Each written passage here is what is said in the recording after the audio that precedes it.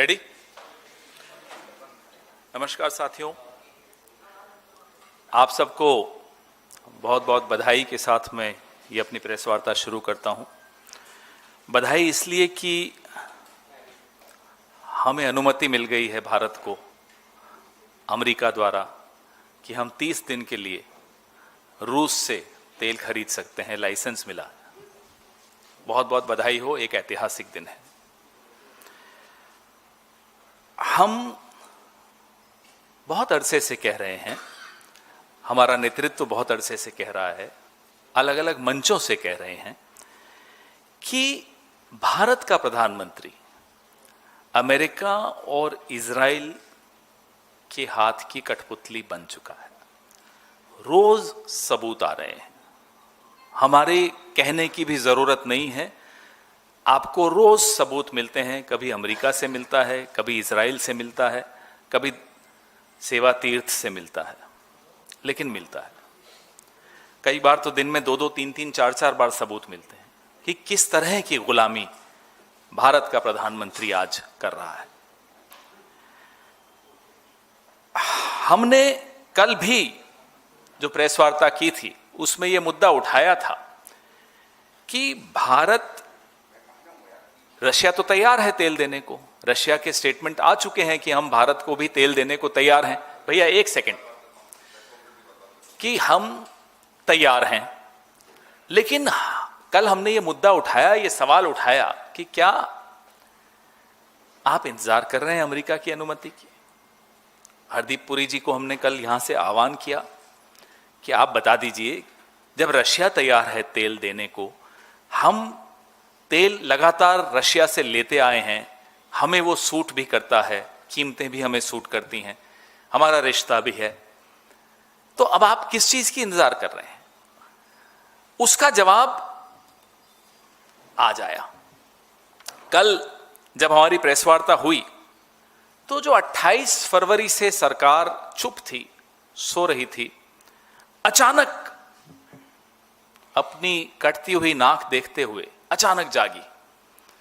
और हमारे साथी हैं ANI वाले, उनके ट्वीट हमने देखे, सोर्स बेस्ड। सोर्सेस कह रहे हैं कि भारत की जो एनर्जी नीड्स हैं वो सिक्योर हैं, सुरक्षित हैं। सोर्सेस कह रहे हैं, वो सोर्सेस कौन है हमें नहीं मालूम। वही स्टेटमेंट आगे बोलता है, ऑस्ट्रेलिया, कनाडा से हम तेल खरीद सकते हैं, सोर्सेस। फिर कहता है वही स्टेटमेंट कि UAE और US से भी बातचीत चल रही है, सोर्सेस। फिर उसी सोर्स ने अगला स्टेटमेंट दिया कि हम इंटरनेशनल एनर्जी एजेंसी IEA और OPEC, Organization of the Petroleum Exporting Countries से भी बातचीत कर रहे हैं, तीसरा स्टेटमेंट। चौथा स्टेटमेंट कि हमारे पास कहीं डरने की, घबराने की कोई आवश्यकता नहीं है, हमने अपने आप को पूरी तरह से सुरक्षित कर दिया है, हमारी एनर्जी रिक्वायरमेंट्स को हमने सुरक्षित कर दिया। इस पूरे स्टेटमेंट में जो सोर्सेज का था, रशिया का नाम नहीं था। क्यों नहीं था? सोचिए। क्योंकि जब यह स्टेटमेंट हमारी प्रेस कॉन्फ्रेंस के जवाब में बनाया जा रहा था, तब अमेरिका में रात थी, अमेरिका सो रहा था। उनके जागे बगैर, उनसे अनुमति लिए बगैर रशिया शब्द हम कैसे लिख सकते थे? अमेरिका जागा, हम और आप सो रहे थे, हरदीप पुरी जाग रहे थे। हरदीप पुरी आज से नहीं रात को जागते हैं और दिन को सोते हैं। हरदीप पुरी 2014 से दिन में सोते हैं, रात को जागते हैं। वो अमेरिका के टाइम जोन में अपने आप को हमेशा महसूस करते हैं। वो एप्स्टीन के आइलैंड में हो, कहां हो हमें नहीं मालूम, लेकिन जब भी जहां भी होते हैं वो दिन में सोते हैं, रात को जागते हैं। ये साबित हो गया क्योंकि आज सुबह जो कल हमने चुनौती हरदीप पुरी को दी थी कि जवाब दीजिए, रशिया से आप तेल लेंगे या नहीं लेंगे, जवाब हरदीप पुरी से नहीं आया, क्योंकि उनके आका ने जवाब दे दिया। उनके आका ने आज हमें लाइसेंस दे दिया। ये लाइसेंस देने की का जो अधिकार है भारत में, वो किसको है? Director general foreign trade, DGFT, वो था कल तक, वो अधिकार अब वॉशिंगटन डीसी को चला गया. They are giving us a license for 30 days. It's not just a license, it's a waiver. Waiver कहां दिया जाता है? वेवर वहां दिया जाता है जहां रेस्ट्रिक्शन डाली जाती है. और अभी ट्रेड डील पे हस्ताक्षर नहीं हुए हैं, लेकिन ट्रेड डील लागू हो गई. राहुल गांधी जी ने चुनौती दी प्रधानमंत्री को और कहा कि अभी वक्त है. अमेरिका की सुप्रीम कोर्ट ने ट्रेड डील के खिलाफ या टैरिफ्स के खिलाफ एक ऑर्डर पारित किया है. अब आप ट्रेड डील पे हस्ताक्षर मत कीजिए और पलट जाइए, छोड़ दीजिए इस ट्रेड डील को. नहीं, ट्रेड डील से पीछे हटने की हिम्मत नरेंद्र मोदी नहीं कर सकते. बिना हस्ताक्षर किए हुए ट्रेड डील की शर्तें हम पर लागू हो गई, रेस्ट्रिक्शंस हम पर लागू हो गए. वेवर की भीख हम मांगते हैं, हमें वेवर की भीख मिल जाती है. 30 दिन के वेवर की भीख मिल जाती है. अंग्रेजी में इसको क्या क्या कह सकते हैं? Client state, vassal state, puppet state, banana republic, a tin pot state, you choose.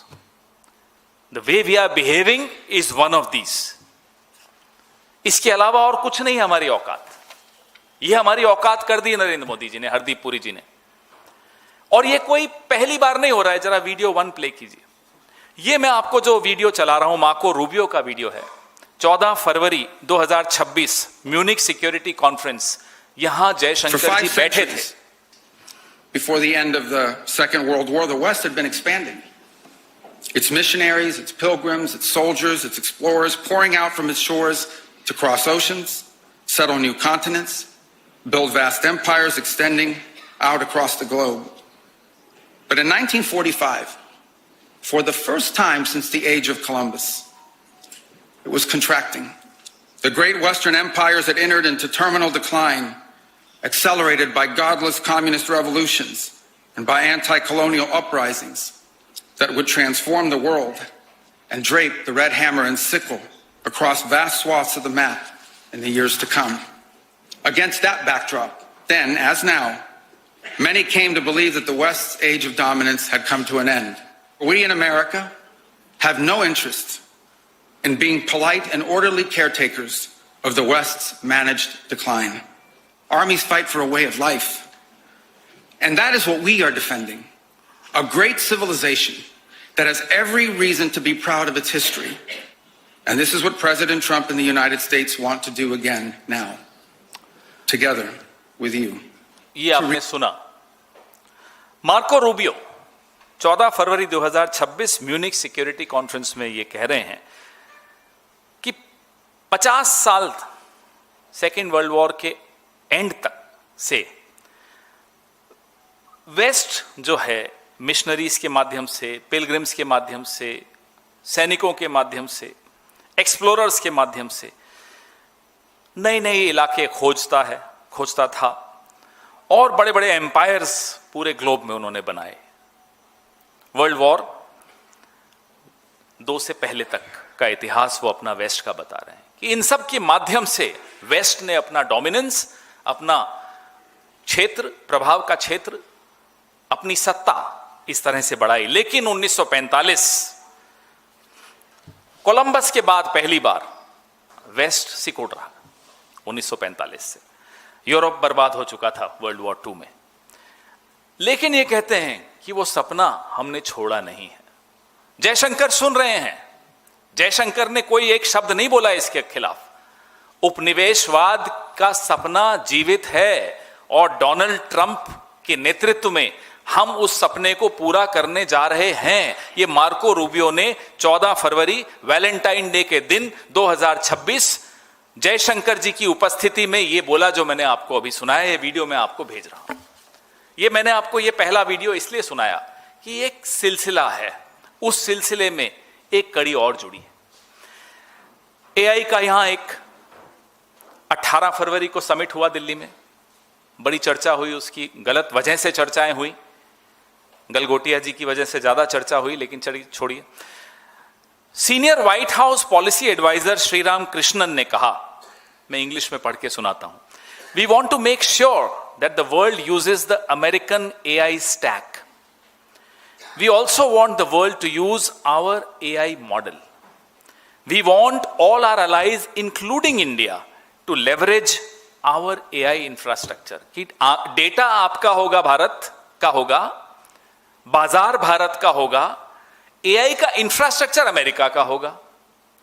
तो आपकी जो डेटा की गुलामी वो यहां. उससे पहले मार्को रूबियो ने आपको पूरी अपनी गुलामी की बता दी कि साहब ये फ्रेमवर्क है, ये ब्लूप्रिंट है आपकी गुलामी की.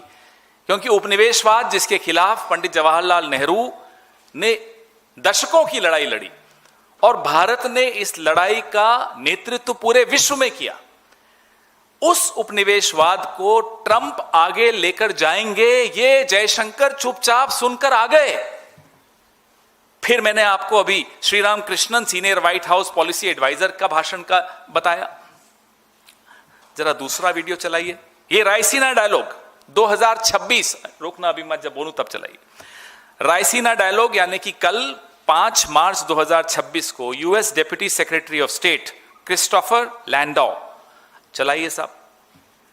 Excited about the trade deal Volume. that is almost at the finish line now, and think that can be the basis for really unlocking almost limitless potential. And so we are very much excited on focusing with India on these economic and commercial opportunities. And so, but again, India should understand that we're not going to make the same mistakes with India that we made with China 20 years ago in terms of saying, we're going to let you, be able to develop all these markets, and then the next thing we know, you're beating us in a lot of commercial things. We're going to make sure that whatever we do is fair to our people, because ultimately we have to be accountable to our own people, just as the government of India has to be accountable to its. अब ये बड़ा ध्यान से सुनिए. ये कहते हैं US deputy secretary of state Christopher Landau कल रायसीना डायलॉग, जिसको हमारे जयशंकर जी बहुत महत्व देते हैं, सरकार भी महत्व देती है, कल प्रधानमंत्री खुद यहां थे. जिस दिन जिस प्लेटफॉर्म पे नरेंद्र मोदी खुद गए हों, उस प्लेटफॉर्म पे क्या बोला गया मैं अब आपको बताता हूं फिर से. We are excited about the trade deal that is almost at the finish line now, and I think that can be the basis for really unlocking almost limitless potential. We are very excited about focusing on India and these economic and commercial opportunities. यहां तक तो ठीक है साहब. But घर में घुस के मारने का मैं आपको उदाहरण दे रहा हूं, जिन्होंने हमारे घर में घुस के कल हमें मारा. But India should understand that we are not going to make the same mistakes with India that we made with China 20 years ago, in terms of saying we are going to let you be able to develop all these markets, and then the next thing we know you are beating us in a lot of commercial things. कि भारत को यह समझ लेना चाहिए कि जो गलतियां America ने, यानी कि हमने, इन्होंने चीन के साथ की थी 20 साल पहले, वो हमारे साथ नहीं करेंगे. यानी कि चीन के साथ क्या गलतियां की थी कि उनको आगे बढ़ने दिया, उनकी टेक्नोलॉजी को, फिर और उनके मार्केट को, फिर चीन ने अपना ही एक तरह से खुद अपना फायदा कर लिया, अपने मार्केट्स के माध्यम से, अपनी टेक्नोलॉजी के माध्यम से, अपने चीप लेबर के माध्यम से. हम ये गलती भारत में नहीं दोहराएंगे. अगली लाइन और खतरनाक है.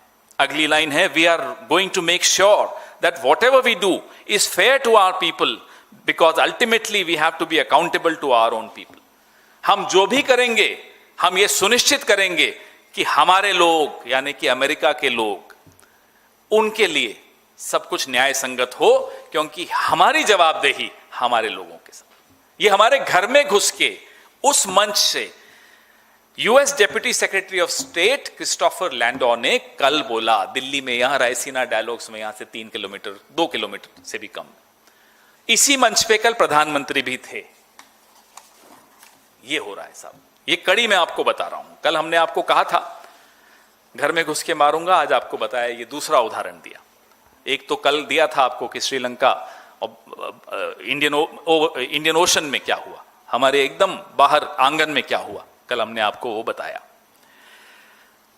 अब जयशंकर जी कहते हैं no country today has hegemony over so many domains that it is an overall hegemon. ये शब्दों से खेलते रहते हैं कि साहब अब किसी देश के पास इतनी ताकत नहीं है कि वो सब देशों पर राज कर सके। लेकिन साहब आप तो सब कुछ न्यौछावर कर रहे हो, आप तो बिछ गए हो, आप ही ताकतवर बना रहे हो अमेरिका को। उन्होंने कहा कि हम आपको वेवर दे रहे हैं, हमने हाथ जोड़ के वेवर ले लिया, yes sir, thank you sir. फिर आप कैसे कहते हो नो कंट्री कैन बी ए हेजेमन? आपके हेजेमन तो हैं, आप पर तो दादागिरी आपने चलने दे रहे हो। अब वो बहू को घर जाना होता है मायके, तो ससुराल से अनुमति लेती है ना कि मैं चली जाऊं, बोले हाँ चले जाओ। ये हमने कल किया, हमने अनुमति ली। क्या हम तेल ले लें रशिया से? हमें मिल गई अनुमति। और इससे पहले कि मैं एक अंतिम वीडियो चलाऊं, मैं मोदी जी का एक वीडियो चलाना चाहता हूं, उनके बगैर ये कहानी अधूरी रहती है। ऊंचा करना पड़ेगा, लेकिन इंटरनेशनल प्रेशर है, उसका भी तो ख्याल रखना पड़ेगा सरकार को। इंटरनेशनल प्रेशर पैदा करने की ताकत आज हिंदुस्तान में 100 करोड़ का देश है। पूरी दुनिया पे प्रेशर हम पैदा कर सकते हैं जी। कोई हम पर कैसे प्रेशर पैदा करे? ये उल्टी गंगा क्यों चले? में एक थे नरेंद्र मोदी, आज माफ कीजिएगा एप्स्टीन के गैंग्स के हाथों में खेल रहे हैं। आज बोल के दिखा दें, आज आंखें ऊपर नहीं उठती। जाके बाबुल से नजरें मिलाऊं कैसे, घर जाऊं कैसे, ये हालत हो गई। इतनी गुलामी, इतना डर, इतने सहमे हुए, आज बोल के दिखा दें। लफाजी करना बहुत आसान था तब जब हमारे खिलाफ बोलते थे, लेकिन हमने भारत का सर कभी नहीं झुकने दिया। हम दावे के साथ कह सकते हैं। बार बार इंदिरा जी का उदाहरण तो अब लोग बोलते हैं 1971 का, और यहां भीख मिल रही है हमें 30 दिन की और हम ले रहे हैं। अरे क्यों? जूते के नोक पे रखना चाहिए साहब। हमें नहीं चाहिए आपका वेवर, हम लेंगे जहां से हमें लेना होगा। कोई साइन नहीं हुई है ट्रेड डील अभी। किस बात का डर है? एप्स्टीन का डर है। हमारे हरदीप पुरी तो अभी ऑफिस की फाइलें भी उठाते हैं तो उन्हें अपने मन में एप्स्टीन की फाइल्स याद आती हैं और फिर वहीं फाइलें रख देते हैं। जो अमेरिका कहता है वो करते हैं। क्या ऐसी सरकार, ऐसा प्रधानमंत्री, ऐसा कैबिनेट भारत के साथ न्याय कर सकता है? यह सवाल मैं आपसे पूछता हूं। Can they do justice? A cabinet which is compromised, a prime minister who is compromised, can they do justice with you and me, with India, with Indians? Rahul ji का एक बहुत ऐतिहासिक वीडियो हो गया है, आज ही चलाइए। Now the United States will decide who we buy oil from. Yes. The United States will come to us and say you cannot buy oil from so and so and so and so and so and so. Russia, Iran, whoever they want. They will decide. Our Prime Minister will not decide. Please understand, and they will monitor. They will keep a watch, meaning they will look, and if India buys oil from anyone they do not want, they will punish us. ये पिछले सत्र में राहुल जी ने कहा, अभी वो सत्र की कंटिन्यूएशन शुरू होने वाली 9 तारीख को उनकी बात फिर एक बार सही साबित हुई। माफ कीजिएगा, जो दिन में सोता हो और रात को जागता हो उसको तो हम उल्लू कहते हैं ना। एप्स्टीन के उल्लू हमारी सरकार में बैठे हैं। ये भारत विरोधी लोग हैं, ये भारत के हितों के साथ समझौता कर रहे हैं। इनसे सवाल पूछिए, इनको बच के मत जाने दीजिए। आपके सवाल।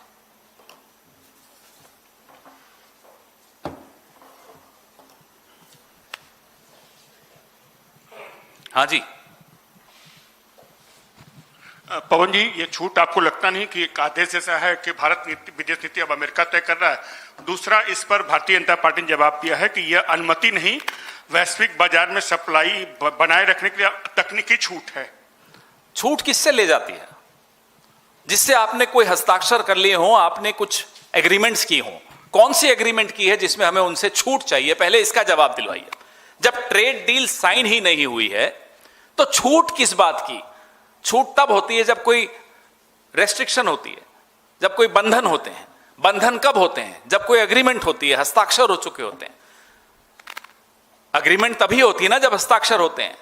छूट तब मिलती है जब बंधन होते हैं, बंधन तब होते हैं जब अग्रीमेंट होती है, अग्रीमेंट तब होती है जब हस्ताक्षर होते हैं। कौन से हस्ताक्षर हुए हैं ट्रेड डील पर? क्यों बंधे हुए हो आप उस तथाकथित ट्रेड डील से जिस पे हस्ताक्षर नहीं हुए? क्यों छूट चाहिए आपको? क्यों आपने वो बंधन स्वीकार किए? पूछिए ना बीजेपी वालों से। ये कौन से बंधन है?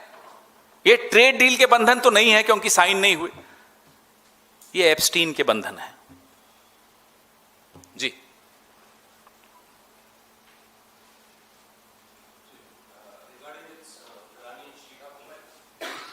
Regarding the Iranian ship incident in the Indian Ocean region, how do you see how did the Sri Lankan government react to that? Do you see it as a welcoming step? Well, despite the fact that the Sri Lankan Navy is definitely not superior to the Indian Navy, Indian Navy is definitely far more superior than the Navy of our neighbors, including that of Sri Lanka. Yet, Sri Lanka acted promptly is what the news reports say. Yet, India failed to protect its guest, unarmed guest, in the waters of Indian Ocean, barely a few kilometers away. We can actually say in our strategic courtyard, front yard, backyard, whatever you wish to say. We are looked upon by our neighbors and also by the world at large to possess the technical ability to monitor what's going on in the Indian Ocean. Weren't we aware of the presence of a nuclear submarine in our neighborhood? Our guest, our unarmed guest, got destroyed by America. We kept quiet. That's the history. That's how history will be written. I don't want to compare two countries. We belong to India. We have to talk about India. We must talk about India. But our government has not acted in the way India would have acted, in the way any other government would have acted. And it's a shame for all of us. Pawan sir, इस तरफ से sir, कल विक्रम मिस्री जो भारत के विदेश सचिव हैं वो गए ईरानियन एम्बेसी और वहां पर उन्होंने कॉन्डोलेंसेस बुक में साइन किया ईरान के सुप्रीम लीडर अयतुल्ला अली खामनेई के लिए। फॉरेन मिनिस्ट्री और गवर्नमेंट ऑफ इंडिया की तरफ से किसी का भी अभी तक उस पर जवाब नहीं आया था, उन्होंने कंडोल नहीं किया था डेथ उनकी। और इससे पहले हम लोगों ने देखा है कि एस जयशंकर हर बार किसी भी राष्ट्र के जब हेड की डेथ होती है तो वो जाकर साइन करते हैं कंडोलेंस बुक। तो इस बार ये चेंज आखिर क्यों है? कुछ महीनों पहले जब ईरान के राष्ट्रपति की मृत्यु हुई थी तब एस जयशंकर खुद गए थे और होता भी यही है। खास तौर पे तब जब हमारे रिश्ते बहुत ऐतिहासिक हों, बहुत सामरिक हों, आर्थिक रूप से भी हों, सांस्कृतिक रिश्ते भी हों, बहुत गहरे रिश्ते हों, उन रिश्तों की जड़ें बहुत गहरी हों। कल ऐसा नहीं हुआ। कल भी एक कब हुआ जब हम लोगों ने, विपक्ष ने एक पूरा प्रेशर बनाया, हमने लगातार सवाल उठाए सरकार पर। आप एक शोक का एक शब्द नहीं बोल पा रहे, क्यों? प्रधानमंत्री की तरफ से अभी तक कुछ नहीं आया। एस जयशंकर चुप है। एक अफसर को जरूर भेजा इन्होंने हमारी प्रेस वार्ता के कुछ घंटों बाद, लेकिन पूरा विश्व ये देख रहा है कि भारत कैसे लड़खड़ा रहा है, भारत की विदेश नीति कैसे लड़खड़ा रही है। माइक देना। सर, जैसा कि प्रेजेंट सिनेरियो में दिख रहा है, वेनेजुएला पर अमेरिका ने कब्जा कर ही लिया है, ईरान जंग हार रहा है, और अगर आने वाले समय में ईरान जंग हार जाता है और उसके ऊपर भी अमेरिका कब्जा हो जाता है तो भारत का जो चाबहार पोर्ट है उसका क्या होगा? और जो अभी 30 दिन के लिए पेट्रोल रशिया से लेने की इजाजत जैसा आप बता रहे हैं मिली है, तो अगर वो इजाजत आगे नहीं मिलती तब तो पेट्रोल पर भी, कच्चे तेल पर भी अमेरिका का एक छत्र राज होगा और हमें यकीनन महंगे दामों पर ये तेल मिलेगा। तो अर्थव्यवस्था जो है हमारी जिस गति में अभी चल रही है, क्या आगे उस पर कैसा असर पड़ेगा? जो आप सवाल पूछ रहे हैं बहुत सही वाजिब सवाल है। कल हमने पूरी आंकड़ों के साथ ये चर्चा की थी कि जिस दिशा में ये जंग जा रहा है और जिस दिशा में भारत की विदेश नीति जा रही है, हमारे हर घर में गैस सिलेंडर से लेकर हमारी गाड़ियों के तेल तक और उसके बाद खाद्य सामग्री तक पे बहुत भारी चोट होने वाली है। LNG, LPG के बारे में हमने कल आंकड़े दिए, किसानों के बारे में हमने आंकड़े दिए कि फर्टिलाइजर और यूरिया पे इसका क्या प्रभाव पड़ेगा। तो कुल मिलाकर पूरी अर्थव्यवस्था बहुत बुरी तरह से चरमराने वाली है। ना केवल देश की अर्थव्यवस्था, हर घर की, हर व्यक्ति की आर्थिक स्थिति पे एक बहुत बड़े काले संकट के बादल छा गए हैं और उसमें गलती हमारी बहुत बड़ी रही है। जिम्मेदारी सीधी सीधी सरकार की है। सर, जो ये पूरा सिनेरियो हुआ है, आप लोग लगातार विदेश नीति पे सवाल भी खड़े कर रहे हैं और सरकार से जवाब भी मांग रहे हैं। अगले हफ्ते से संसद का सत्र शुरू होने वाला है। इससे पहले भी आप लोगों ने सरकार को घेरा था, तो क्या कांग्रेस पार्टी इस मुद्दे को आगामी संसद के सत्र में उठाएगी और मांग करेगी? हमारा ये कर्तव्य है, हमें उठाना है, हम उठाएंगे, क्यों नहीं उठाएंगे। ये ऐसा मुद्दा है जो मैंने आपको अभी इनके जवाब में कहा कि हर व्यक्ति की आर्थिक स्थिति पर प्रश्न चिन्ह खड़ा हो गया है, देश की आर्थिक स्थिति पर। ना केवल आर्थिक स्थिति, सबसे महत्वपूर्ण है आर्थिक स्थिति, इसमें कोई शक की बात नहीं, लेकिन जो हमारे पुराने रिश्ते और सैकड़ों हजारों साल के रिश्ते इस देश के, एक इस सभ्यता के दूसरी सभ्यता के साथ, ईरान के साथ, उसको एक व्यक्ति की गुलामी ने, एक व्यक्ति के डर ने यह हालत कर दी हमारी कि हमें एक शब्द निंदा का नहीं निकल रहा इजराइल और अमेरिका के खिलाफ, कि हमारे मुंह से एक शब्द शोक का नहीं निकलता। ईरान के जो धार्मिक गुरु भी हैं, राष्ट्राध्यक्ष भी रहे हैं, आयतुल्लाह खामेनेई की हत्या के खिलाफ, और सीधे सीधे हत्या थी, सीधे सीधे इजराइल और अमेरिका के हाथों हत्या हुई, सीधे सीधे गैर कानूनी युद्ध चल रहा है, हम एक शब्द नहीं बोल पा रहे। भारत ने अपनी स्टैंडिंग, अपनी छवि, अपना पद, अपना एक स्थान जो विश्व में था, वो बहुत बुरी तरह से गिरा दिया।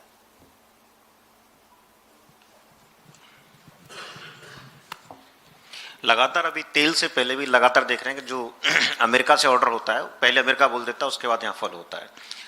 आर्थिक लॉस नो डाउट बड़ा लॉस है, लेकिन आर्थिक लॉस से भी ज्यादा लॉस होता है व्यक्ति की सेल्फ रेस्पेक्ट और भारत की रेस्पेक्ट। क्या जिस तरह से अमेरिका निर्णय लगातार दे रहा है, क्या भारत के हर एक व्यक्ति का स्वाभिमान नहीं गिरेगा इस बात से? जो मुझे एक बात बताइए, जिस दिन डोनाल्ड ट्रंप अमेरिका से आया कि ऑपरेशन सिंदूर में सीज फायर हो गया है, शाम को आया, हमारी सरकार का रिएक्शन जो होना चाहिए था, अगर वो हो जाता तो हमें ये दिन नहीं देखने पड़ते। 100 बार, आज खरगे साहब ने भी ट्वीट किया है, आपने देखा होगा, 100 बार डोनाल्ड ट्रंप कह चुके हैं, एक बार नरेंद्र मोदी जी ने पलट के जवाब नहीं दिया कि नहीं साहब, सीज फायर ने हमने अपनी शर्तों पे, अपनी इच्छा से, अपनी मर्जी से, अपनी स्वतंत्रता से किया। नहीं बोले, एक बार बोल देते पलट कर। ब्राजील जैसे देश भी हैं, फ्रांस और स्पेन का मैंने कल आपको उदाहरण दिया। हम क्यों इतने बिछते जा रहे हैं, झुके जा रहे हैं, क्यों? कारण क्या है? कारण एप्स्टीन है, कारण गौतम अदानी की केस है, क्या है? लेकिन अब तो इस देश का बच्चा बच्चा ये सवाल पूछ रहा है, साहब क्यों डर रहे हो? आपने वो वीडियो देखा नरेंद्र मोदी का, कैसे गरज करके बोलते थे, अब क्या हुआ? नहीं, स्वतंत्र नागरिक होने के नाते ये वाकई में पूरे देश के लिए, मतलब इसमें कोई डाउट नहीं बनता, शर्मिंदगी का विषय है। और लेकिन ये शर्मिंदगी कब तक भारत सहन करता रहेगा? जिस हिसाब से उसका अमेरिकन, दो चीजें हैं, या तो डर खत्म हो जाए, दो तीन चीजें हैं, क्योंकि वो बड़ा अच्छा नहीं लगता किसी स्वाभिमान के नाते जो है। एक उसका मैं बोल भी नहीं सकता इस वीडियो में, अमेरिका की मीडिया का एक चर्चा है कि दोनों टांगे खोल दी, कितना मतलब बर्ड है। दूसरा, वो अमेरिका का जो व्यक्ति वो कह रहा है उपनिवेशवाद के लिए खोल रहा है, जिसके लिए हमने शतकों तक, सैकड़ों साल से लड़ाई लड़ते चले जा रहे हैं, जो पूरी दुनिया की बार उसके पीछे है। अभी ट्रम्प जो अनाउंस कर रहा है वो कर रहा है, तो मतलब कब तक भारत का हर व्यक्ति अपने स्वाभिमान? तब तक हो सकता है जब तक इनका डर खत्म हो जाए। डर खत्म हो नहीं सकता। एप्स्टीन, गैंग्स ऑफ एप्स्टीन के हाथों में जो खेल रहा, उसका डर कैसे खत्म होगा? या फिर ये जब सरकार से बाहर हो, जिस तरह से चल रहे हैं, हो सकता है पार्टी से बाहर हो जाएं। देखते हैं क्या होता है।